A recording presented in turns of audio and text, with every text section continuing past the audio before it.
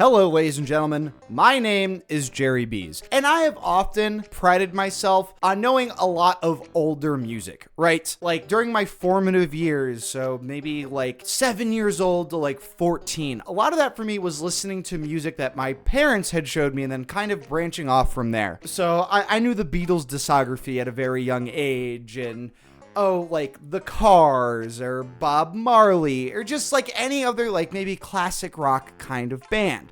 And then I branched off into what I liked and what I wanted to get into. So that would show like Metallica, or even on a softer note like Crosby, Stills, Nash & Young. I've always identified as a boomer zoomer, if you will. I was born in 97, so that puts me at some of the oldest Gen Z there is. And, during like family gatherings where there's, older people in the family, they were always impressed with how much I knew about older music. But there has always been an exception to that for me that I have always needed to get rid of and amend. And today is the day. Because, ladies and gentlemen, for the first time ever, I'm going to listen to an Iron Maiden album. I know The Trooper. I know Number of the Beast. I know Run to the Hills. That is it. Iron Maiden's reputation precedes themselves. I have met so many Iron Maiden fans, and when it seems as though if you're an Iron Maiden fan, Iron Maiden is at the top of your list. You love Iron Maiden. And I know like what was it? Eddie the Head is like the main mascot. Maybe I'll throw up some photos here. And I don't know why they've kind of escaped me, because when it comes to like older metal bands, so to speak, right? Black Sabbath, Metallica, Megadeth, I'm all ears. I have been all ears for many years. I rhyme now. But Iron Maiden has just been one of those that I haven't gotten into. And I can't figure out why. It's not because I didn't like The Trooper. It's not because I didn't like Run for the Hills. It just, I don't know. I just have never gotten into them. So today we are going to pop my Iron Maiden cherry with Powerslave. Now, doing a little bit of research, I had kind of determined that Powerslave is often regarded as their quote-unquote best album. But as we go through it, or even tell me right now in the comments, is there a better Iron Maiden album for me to listen to?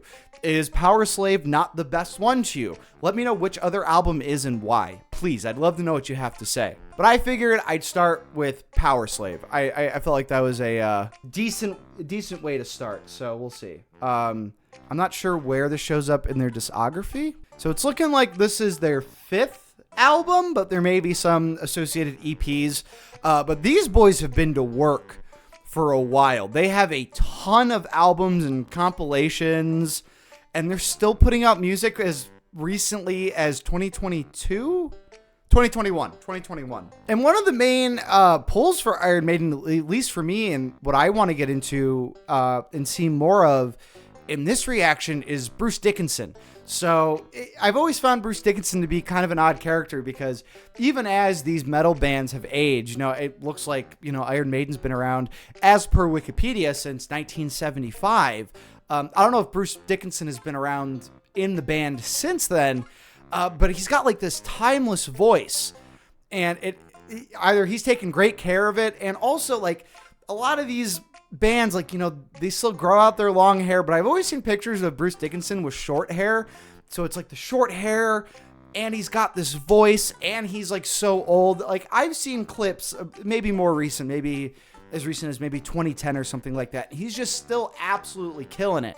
So today I want to find what it means to be an Iron Maiden fan. I'm definitely not an Iron Maiden hater, but I want to get into that psyche. I want to get into why people adore them as much as they do. And as we get into it, do not forget to let me know your thoughts on my thoughts down in the comments below as we go through the album. And if you want to see this reaction uncut and unedited, because I'm going to be chopping up the songs for the YouTube video, go ahead and check out my Patreon, where for just $1 a month, you can get this reaction full, unedited, for your viewing pleasure. Watch it while you're making dinner or something. I don't know what you do. Whatever works for you, Captain. And I know I'm biased here, but I think that this is a really fun thing that we do. So if you want to come and watch us live, go ahead and check one of the other links down in the description as well. And speaking of bias, I just want to make it abundantly clear that my views and my commentary during this reaction are inherently biased, as pretty much all reaction commentary is, but that's besides the point. Other times, though, it can be a little bit difficult to determine just how biased a piece of media is one way or the other, especially politically.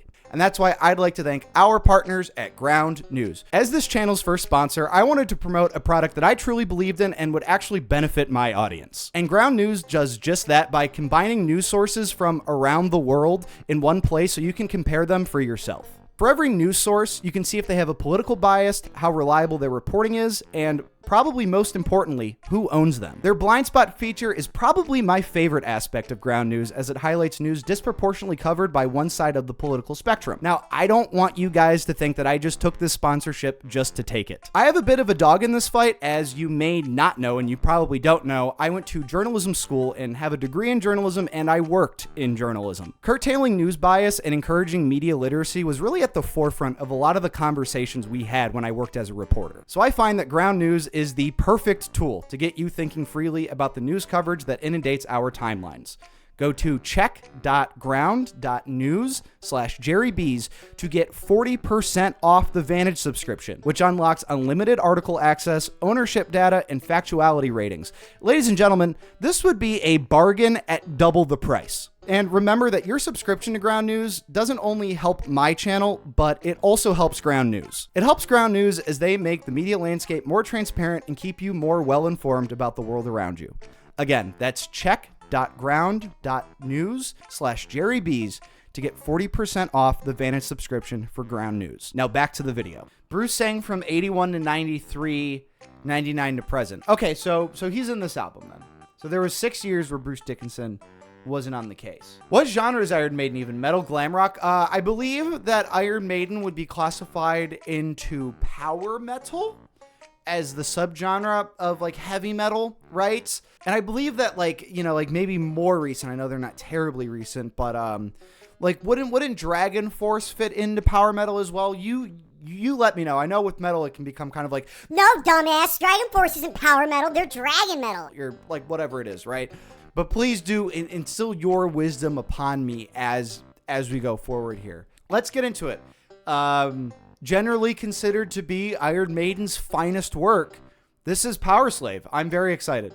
So we're going to start this off with Aces High.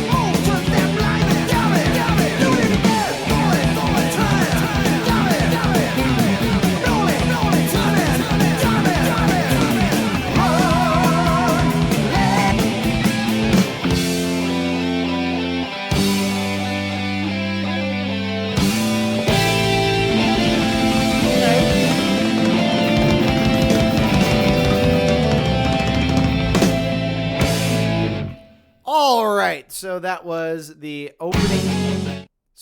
opening track to Powerslave, Aces High. And like lyrically, I'm just trying to figure out like are they referring to like a specific like air raid attack that happened, like something specifically. I believe these boys are English, right? Yes, they are. So, and everybody, at least at this point, should know the history of air raids in England during the time of the Second World War. I don't know if any of these guys are old enough to have lived through that, but maybe kind of carrying on that legacy and storytelling of that kind of time. Obviously, they're making very specific points about maybe the type of aircraft used. So 10 ME-109s out of the sun, something like that.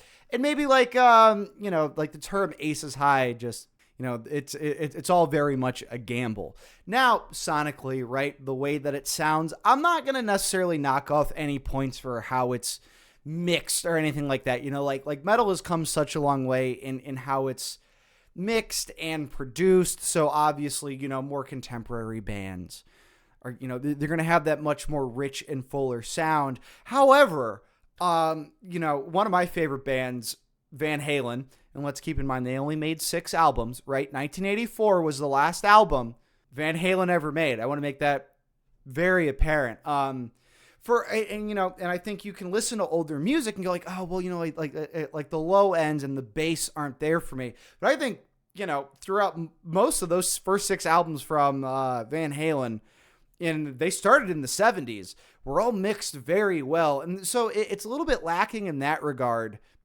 But I don't think that's really the point here. The point is fast, but not so like it's not thrashy, right? So I think that was kind of the distinction with thrash metal when that was coming up, where it was just so much faster than everything else. But that's not to say that this isn't fast. I mean, they're playing those guitars at such a high speed, and the drummer is kicking ass.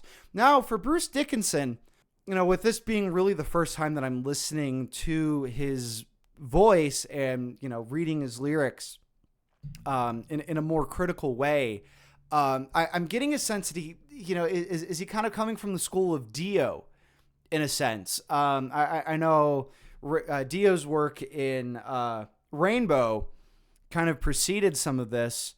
And from what little I've listened to Dio, I don't know how much Rainbow have ever listened to. I'm more familiar with his work in Black Sabbath, particularly the album Heaven and Hell, right? It's gorgeous. I love that album. It's like a faster Dio, I think. And I don't know, and I think it's quite fun. And I think that's where I can kind of leave this one. It's just like, those guitars just got me head bopping. I feel like it's 2008 and I'm in my dad's Civic because he just picked me up for the weekend. This is like divorced dad rock. I can see that. I can see that pretty plainly. So I'm excited to continue here. We got 2 minutes to midnight. Is it an instrumental?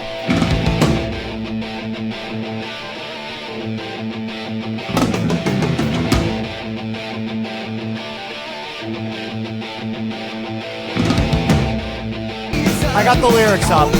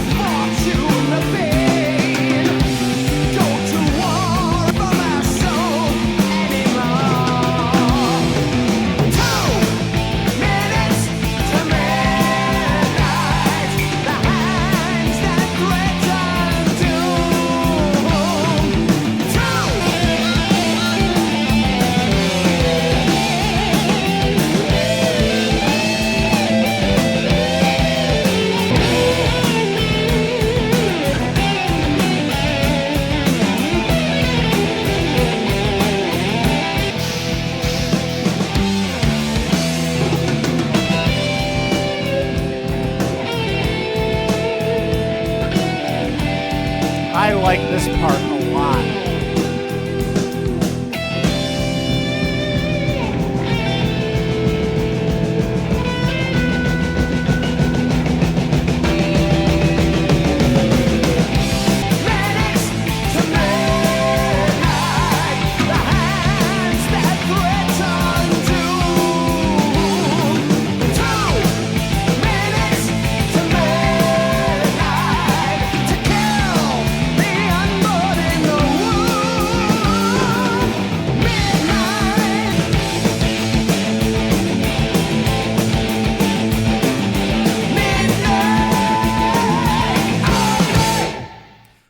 Okay, so that one worked a lot better for me. I like that one quite a bit. It is especially a couple things here within the structure of the song, I'd say. couple things. I really appreciated the pre-chorus. It's I don't know if it was like perfectly halftime, but they definitely take the tempo down during the pre-chorus. So from the verse, it's picked up, bring it down for the pre-chorus, and then they pick it back up for the chorus, and it just lends a little bit more dynamic shit to the song, and I can really get down with that. Especially once we get to the chorus. I never really took them. I guess I couldn't take them for anything because of how little I've listened to them. Those harmonies, and I didn't expect it to be like so melodic, but it definitely is. I think just even hearing the 3 songs that I had heard before this, and now I'm up to 5 Iron Maiden songs with this one. I'm up to 5. Bruce kind of has that voice that kind of lends itself to some backing vocals behind him, to make those powerful moments within the chorus that much more powerful. That instrumental break, at least it's showing here because I looked up the lyrics, so I was following along. I don't know why they're not on Spotify, but they're not. That Dave Murray and Adrian Smith were on the guitars for the instrumental break, and I really like that breakdown. Again, it just lends itself to being more dynamic. And it's cool to see how far metal has come, but also like how much of metal still remains the same. And I think like one of those things is like on average metal tracks are longer because there's just more of these kind of orchestral movements that you want to include.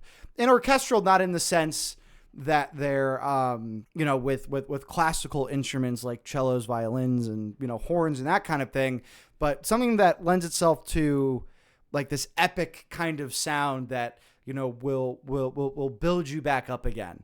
Yeah. So I really, really, really appreciated the energy, on this one. Okay. So this one is an instrumental. This one. Okay. So that's why there's no lyrics to this one. 'Cause this one's a fucking instrumental. So I can bring that one back. What the hell, Iron Maiden? You're playing around with me.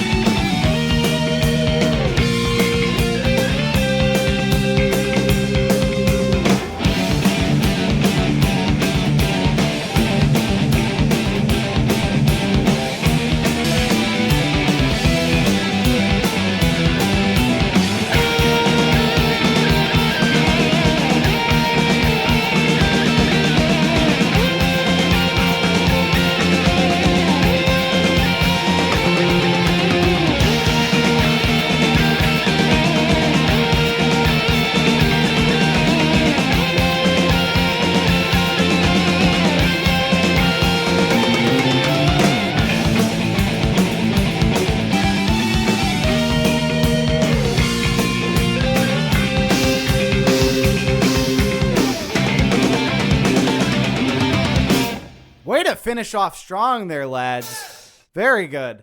This one was good. I really like this one. I was kind of hoping for the last one to be an instrumental, and this one was, and they brought the energy. There's something about this.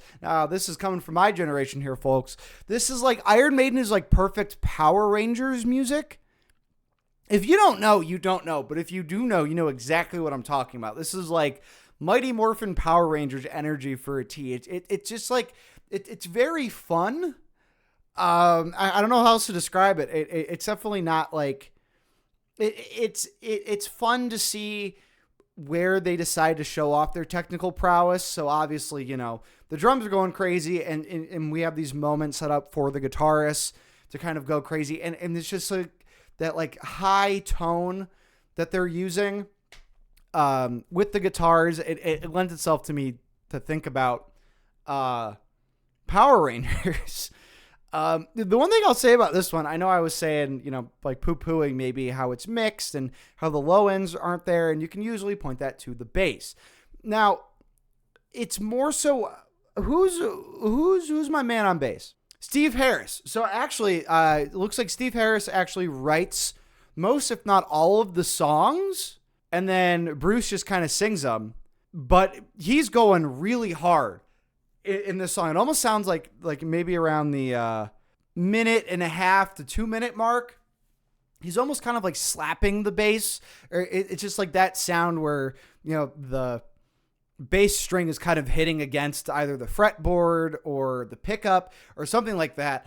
And look, I've played bass. I don't pick up my bass very often, but I do have one. I haven't played it seriously in a long time. If anything, I'll just screw around in any of my acoustics or something like that. But if anybody's played bass, you know how hard it is to play bass quickly. Now that depends on the type of strings that you're using or the action, right? By action, the distance between, the bass or the string and the fretboard itself. And he's going like wicked on this song, and not even overplaying it to any degree. But, and I say this anytime I get an opportunity to say this, drummers can never overplay. And this drummer's doing himself a great service. Who played the drums on this? Nico McBrain. His name is Nico McBrain, not Brian.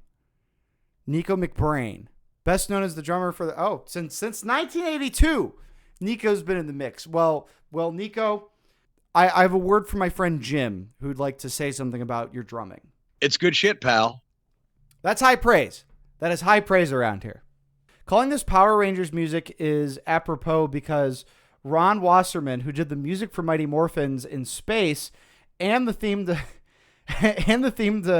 SPD, is for sure a Maiden fan. Actually, I'd say this is like objectively more fun than Metallica.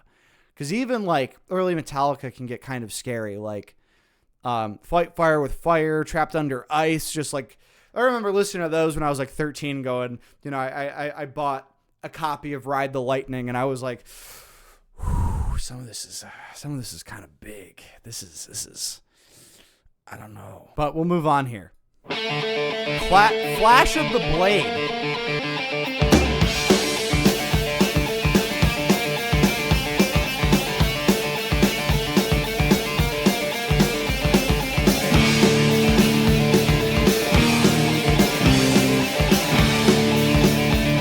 Love that guitar tone. Love that guitar tone. As a young boy chasing dragons. Dragons! Wooden sword so mighty. Dragons! You St. George or you David, and you always kill the beast. Times change very quickly. You live for the touch, for the feel of the steel. One man and his own.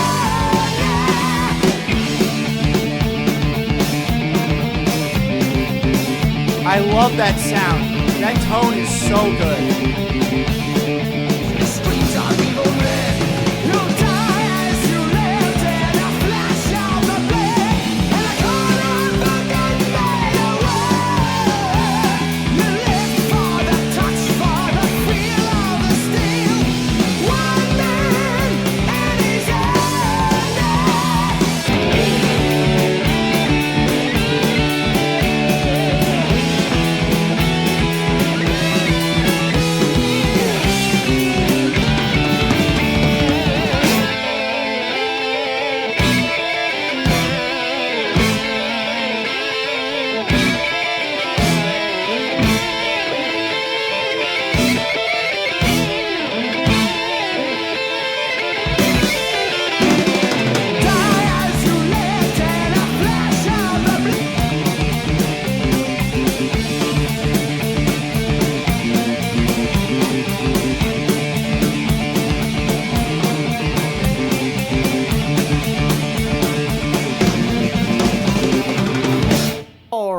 So that was Flash of the Blade, and I find myself enjoying every song a little bit more as we continue. Now, I don't know if that has to do with the fact that the songs themselves are getting quote-unquote better, but how do you judge that? It's all subjective anyway. Or I'm learning how to listen to Iron Maiden. That's something that we've kind of covered in some of our other reactions here in terms of listening to multiple projects from an artist or finding an artist for the first time that, brings a different genre or a different style that I'm not typically used to hearing. And so it could just be like, well, maybe I just need to learn how to listen to said artist. And that, I don't know if that's the case here. We'll see once we get to the end of this album. I love the guitar tones on this one. I really did. One thing I will say that even though, you know, my sample size with Iron Maiden songs were the ones that I was familiar with before coming into this, you know, it's a small sample size. They all still kind of like like there is like a distinctive Iron Maiden kind of style. So if you are an Iron Maiden fan watching this video, please do comment down below if there's any other projects where they kind of experiment or try a different sound or come at it differently. Because so far it's like, okay, like if you really like the Iron Maiden sound, is it because that Iron Maiden just kind of sounds the same in every album? You know, are they experimenting a lot? Do they take their sound anywhere different? I'd be very curious to know that. Now, some people might kind of poo-poo that and say like, oh, well, everything sounds the same from that artist. And I can see where they're coming from with that. And I might even agree with you. But, you know, there's other times where like, I've used this as an example so many times. AC/DC, right? Oh, every AC/DC song sounds the same. They've been making the same song for 50 years. But that song kicks ass. So is Iron Maiden kind of the same deal where, you know, they're using the same tones, some of the same builds and progressions? Does Bruce sing differently? Does he like deliver? Or is it still like that kind of high-end kind of like operatic kind of voice that he's using? I don't know. Please do let me know. Apparently, Avenged Sevenfold did a cover of this song, which I did not know. I wonder if that's off of Hail to the King. I think that's what that album was called, right? Because I like Avenged Sevenfold. I'm not a Avenged Sevenfold expert, but it's one of those things where most everything I hear from Avenged Sevenfold I like, except for Little Piece of Heaven. I think that song's kind of bad. Except for like, hold on. I'll take you. I'll take you here, right? We're going to go off on a little tangent because there is one part of A Little Piece of Heaven that I really like. I think this song is corny as fucking shit, but I like this one part. I really always knew that my little crime would be cold. That's why I got a heater for your thighs. And I know it's not your time. But bye-bye, baby, don't cry. You had my heart, at least for the most part. It is the weirdest fucking song. So like this part's like nice and I really enjoy it, but then they go on to like possibilities I never considered. It's like steampunk without being steampunk. And I don't know. I've just always been a little weirded out by it. The song is gas. I don't care. Oh no. Well, yeah, because like the whole song is like telling a story. And it's very R-rated. This is not a G-rated kind of a song here at all. And it comes out of nowhere on the album, too. Like, seriously. Oh, man. But what I will say about Avenged Sevenfold, to end the tangent, not afraid of trying different things. And a lot of people say, like, yeah, well, trying different things is just ripping off somebody else. And they are pretty derivative, but I don't care. I think they're a really fun band. I think M. Shadows is a great front man. Sinister Gates, easily one of the best guitarists of the last 20 years. Easily. So moving on, here we got the Duellists. The Duel of Fates, perhaps. Let's get into it.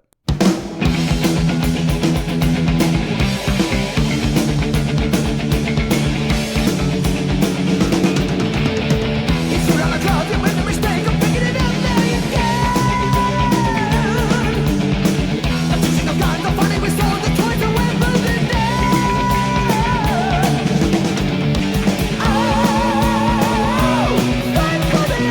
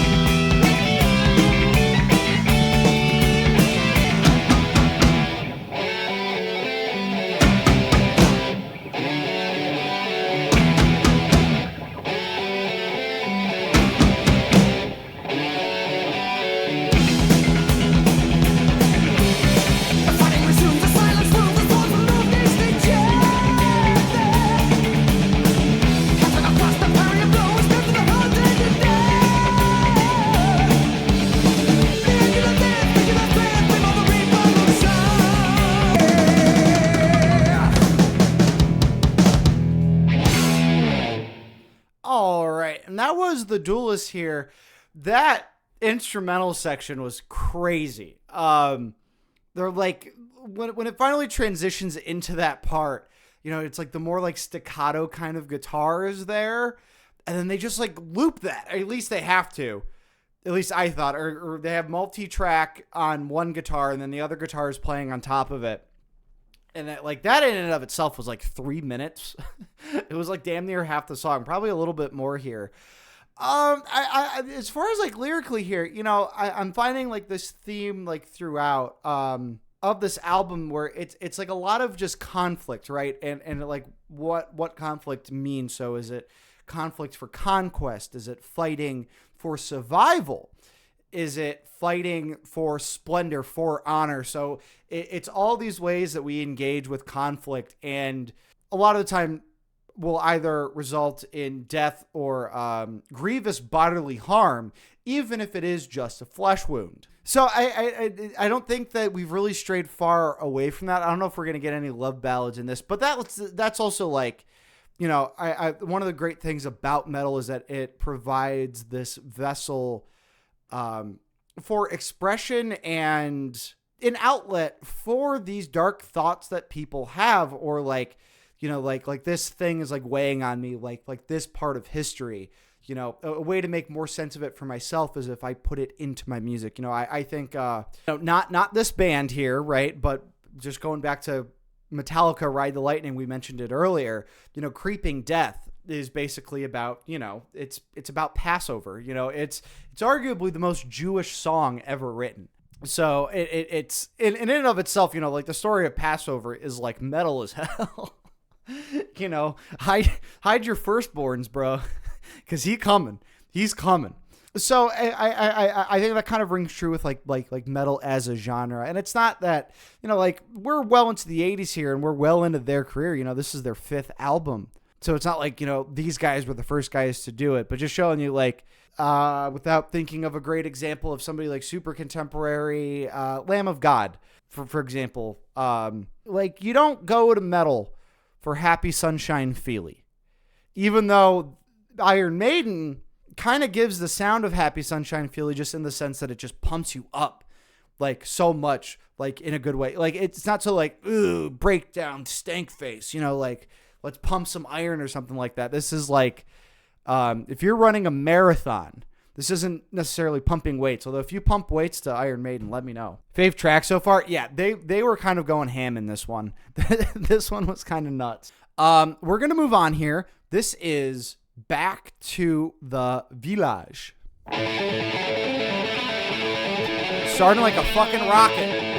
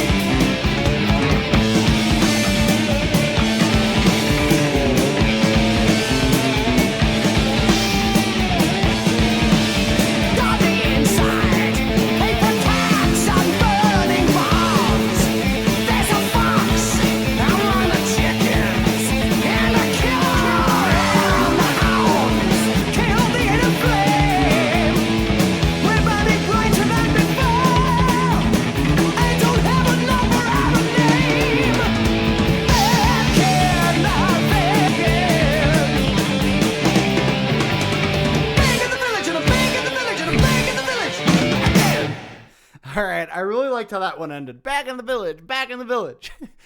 I know I just got done talking about how a lot of the themes in this album have to do with conflict, this is kind of the result of conflict here. At least I think this is like one of the better written songs on the album. At least my interpretation right off the bat here. This is coming home after the war and still kind of fighting that within inside you. You know, like that part of you isn't gone. So like white flag shot to ribbon. So, you know, we're surrendering, but some aggressor still doesn't care. The truce is black. So maybe this is like going back into war or something like that. But this is somebody thought they were getting out of something. They're going back into it. Now, do I interpret shell shock in the kitchen to mean, you know, maybe like, out of the frying pan into the fire, like you're in the kitchen there? I don't know, but there's a little bit of leeway in how you interpret this one, I think. Please do let me know, Iron Maiden experts.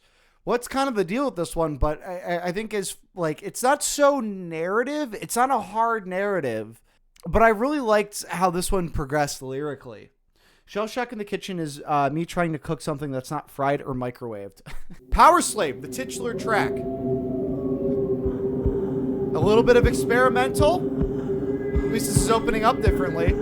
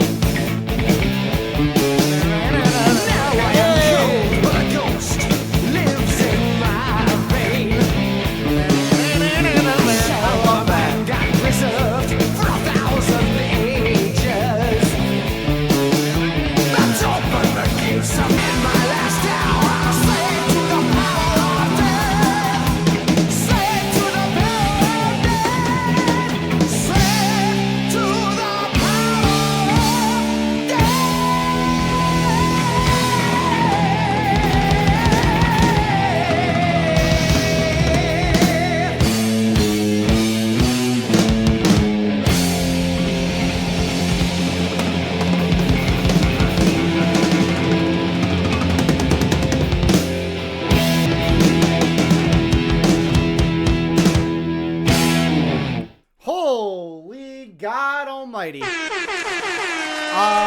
This might be the best song on the album. I'm trying to think of what. So, Losfer Words was awesome. You know, that tight instrumental track, Flash of the Blades. I both really liked those, but there's something about this one, man. And I think I know what those somethings are. So obviously, you know, this is delving into Egyptian mythology, pretty outright. So, you know, I think it's proper that it's the titular track. We do have, you know, this crazy illustration here on the cover of the album. And, you know, and we have references to Osiris, of Horus, all these different kinds of things. And we have like this almost like stereotypical kind of like ancient Egyptian kind of sound at the end of a lot of these lines in the verses. Right? It's very much like Middle Eastern in that regard. And then even calls it back a little bit towards the very end of the track. This one was just a fucking ride. That breakdown was great. And it was such a smooth transition into it too. And it started off a little bit maybe more experimental in that regard too. Just looking for, more dynamic shit, I guess. Yes, I would love some Egyptian myth tidbits if you have them from the chat, and even from the comments. If you're watching the YouTube video, I'd love to know more about the story that they're portraying here. I am not even in the least bit familiar with a lot of Egyptian mythology, other than, I know Horus is somebody, Osiris is somebody. I know it's not ancient mythology per se, but like King Tut, Cleopatra, those are more historical figures. I don't know much of anything about the particular story that they're telling here. And I think that if you do, that would obviously make this a little bit more relatable in that regard. But this one was really good. Between the breakdown, how we get out of it, you could say that, like the little na na na na na na na na, right? Like that guitar riff was a little too on the nose, but with how fun the rest of this album has been, I'm not going to take any points off. It's not like it came out of like left field or something like that. And they're staying on topic. So, that's, if we're talking about Egyptian shit, well, let's put something in there that sounds like maybe a little bit more Egyptian. Or stereotypically so. Osiris, Egyptian god of the underworld, died when his brother Seth became jelly and murdered him and hacked him into pieces. His wife Isis put back his body, and that's when he started his life cycle of being born, dying, and then becoming ruler of the underworld. On the surface, it's just humanizing Osiris's point of view. I don't know if there's a deeper meaning. I'm not really a fan of the band, but thank you. No. Blair, thank you so much for that. It kind of gives a little peek into what was all kind of going on here. I wouldn't have been able to guess any of that. As far as coming from Osiris's point of view here. Enter the risen Osiris, risen again. So there's that cycle, I guess. There was a lot to like on this one. There was a lot to like. Google says Dickinson wrote this as a partial allegory for his life as a rock star. Just craving that power. Being a slave to power itself. God damn. So here it is, the last track, Rime of the Ancient Mariner. And I don't mean to offend, but I'm just going to sit back on this one, because it's 13 minutes long.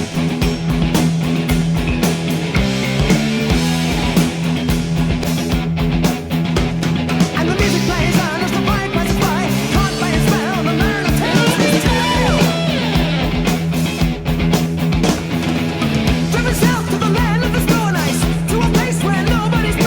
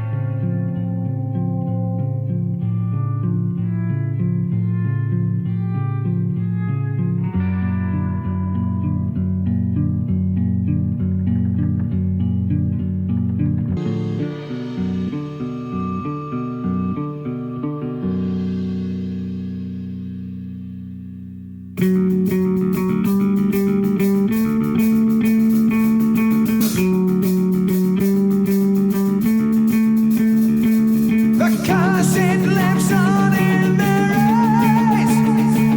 The mariner he wished he died. All of them too. Then the spell starts to break. The albatross falls from his neck.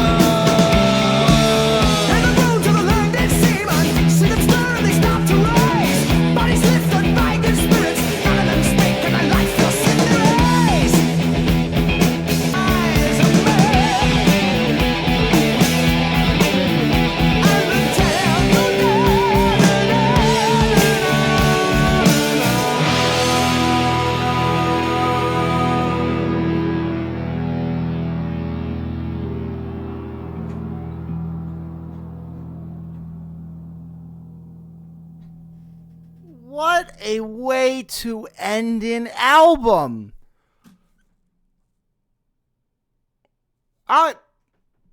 In full candor,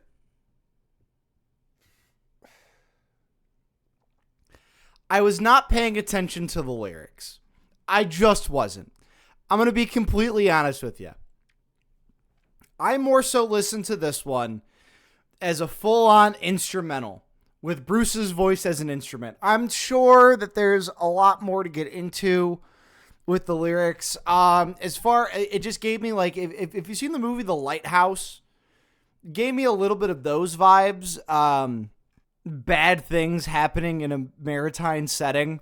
But this song was so brilliantly composed, and I felt as if I just went through a great journey. I mean, this was like, as far as like one track is concerned, in the scope of every track that we've reacted to on the channel, this one's special. It just is. The amount of switch ups, the progression, the breakdown, and how, like I was just saying, like, you know, do they get experimental? That breakdown really was something. It's very different from what we've heard through the rest of the album. You know, it's really I know I'm probably leaving a lot of people hanging by like not saying more on the lyrics, but I'm gonna have to revisit this. This is like an epic poem, as it were, I guess. This one was really something, and these last two tracks really brought the album home for me. And I guess I can kind of just go off and kind of give my thoughts on the album as a whole here. You know, this is the conclusions part now. I on one hand, I want to say that maybe Iron Maiden isn't my daily driver kind of metal. First and foremost, you can't knock it till you try it. And I had never really tried Iron Maiden. Sure, I know those three songs, The Trooper, Run for the Hills, and Number of the Beast, all pretty legendary songs in their own regard. And I think, actually, I don't know at all. Maybe Iron Maiden fans could say, well, that's not an accurate representation of them. I felt here that those songs were an accurate representation. Now, this is only one album in the course of however many albums that they've made. It seems as though that they've kind of been working pretty consistently through the last 40 years or so. But with this being their, you know, maybe more generally, like maybe more on consensus, their best album, I can see why, because they do offer a lot, especially in the last two songs, Powerslave and Rime of the Ancient Mariner. I think Losfer Words, which honestly, I'm just now seeing it, if you say Losfer Words, There's no words in that song at all, but I really liked that instrumental. And I did get this feeling that the album was like getting better as it went on, that they were showing us more of what they could do throughout the album. Maybe they do that on all their albums. Maybe all their albums are kind of a progression. I'll be honest with you, Aces High I was like, okay, this might be a long album, just because like I didn't really vibe with it that much. But as we went on, I think I just kind of learned to listen to Iron Maiden, know how they kind of go through things. And then we get to the point where I think I figured them out, and we get Powerslave and Rime of the Ancient Mariner, which just, I hate this term used when describing things, but honestly, a tour de force. Just, especially the closer here, Rime of the Ancient Mariner, completely blew me away. That I can take with me. You know, I don't know if, you know, any of these songs are necessarily going to be stay list songs, but I am a more well-rounded enjoyer of music for having listened to Iron Maiden, and especially, again, those last two songs were so goddamn good.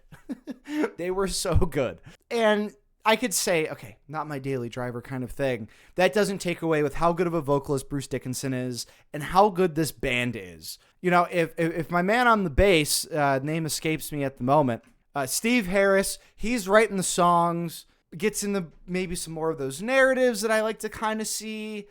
Dave Murray and Adrian Smith, ladies and gentlemen. You know, it might not be your favorite way of hearing metal guitars, not necessarily my favorite, but their technical prowess speaks for themselves. My man Nico McBrain, fuck McBrien, just absolutely killed it. You can't, even if this isn't your thing, I don't think you could say that Iron Maiden sucks. They are such a, at least on this album, you know, maybe the lineup has changed, but that was the lineup on this album, and I think that they did a terrific job. I really do. And I'm glad I can kind of say that, you know, even if it's not my favorite thing in the world, I can still recognize things that I've liked about it, or just admit that, like, okay, this is why Iron Maiden should be in the Hall of Fame. I can't believe I haven't said this yet. I've made a video about the Rock and Roll Hall of Fame on this channel that you can go ahead and watch. The Rock and Roll Hall of Fame is weird as shit. And like I said earlier in the video, their reputation precedes them as just being legends in the genre. And I don't know how they've put out as many albums as they had, or as fervent of a fan base as they do, and to not be in the Rock Hall. Get these boys in the Rock Hall, if not for the last two songs. So I'll read some closing comments here from the chat. That was too short. I wanted at least a half hour of that. Yeah, I could have sat in that last song for a long time. This is why we stopped doing conclusions before the final song, because that 13 minutes of bliss just brings the album to such a great close. Yeah, no. Wood Maiden again. So that was my reaction to Powerslave by Iron Maiden. It was about time that I finally got around to it. Please let me know your thoughts on my thoughts. If there's any other classic metal band or classic rock band that you want me to get into that I haven't already, like I said, I know a good swath already, but please do let me know. Even though I'm a boomer zoomer, I'm still Gen Z, and I might not know everything about everything. Actually, I know I don't.